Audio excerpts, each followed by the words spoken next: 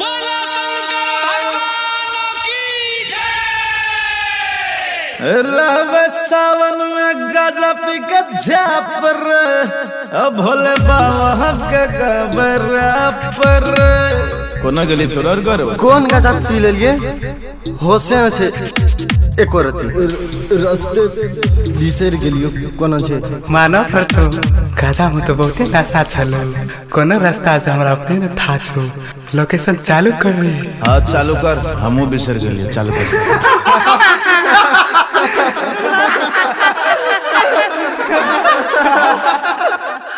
गाजा group CA गज पिया ग्रुप के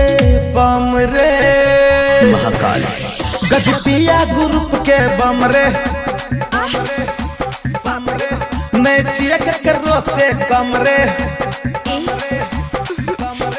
गज पिया ग्रुप के बम रे नहीं चिए करो से कम रे देव घर के निकालना में परे देव घर के निकालना में परे गाजा ग्रुप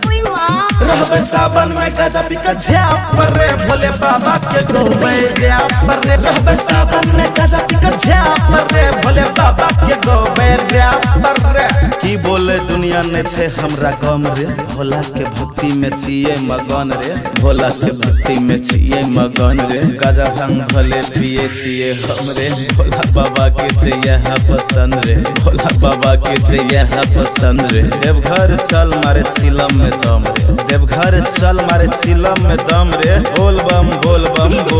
बम रे रहबे सावन में गजा पी के झाप परे भोले बाबा के गोबे गया परे रहबे सावन में गजा पी के झाप परे भोले बाबा के गोबे गया परे महाकाल बम बम भोले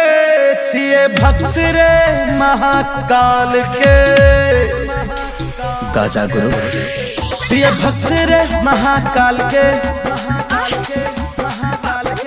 नहीं डर छिए कोनो काल से महाकाल छिए भक्त रे महाकाल के नहीं डर छिए कोनो काल से बोल बम लिखल वाला ले क्या पर रे क्या क्या क्या क्या क्या पर रे बोल बम लिखल वाला ले क्या पर रे रहबे सावन में गजा पी के झाप परे भोले बाबा के गोबे गया परे रहबे सावन में गजा पी के झाप परे भोले बाबा के गोबे गया परे हेरे गाजा भर हेरे सोट मार हेरे सोट मार जोर से धुआं निकालो पर से न केकरो से डर न केकरो से भर साथ रहतो जब भोले शंकर रहबे सावन में गजा पी के झाप परे भोले बाबा के गोबे गया परे रहबे सावन में गजा पी के झाप परे भोले बाबा के गोबे गया परे प्रेम से बोलो बाबा वैद्यनाथ की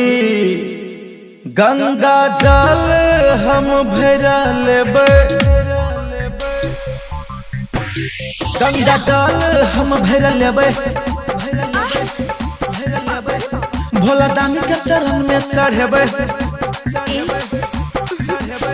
गंगा जल हम भरा लेबे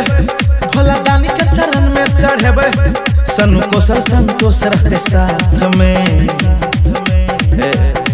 सनु कौशल संतोष रहते साथ में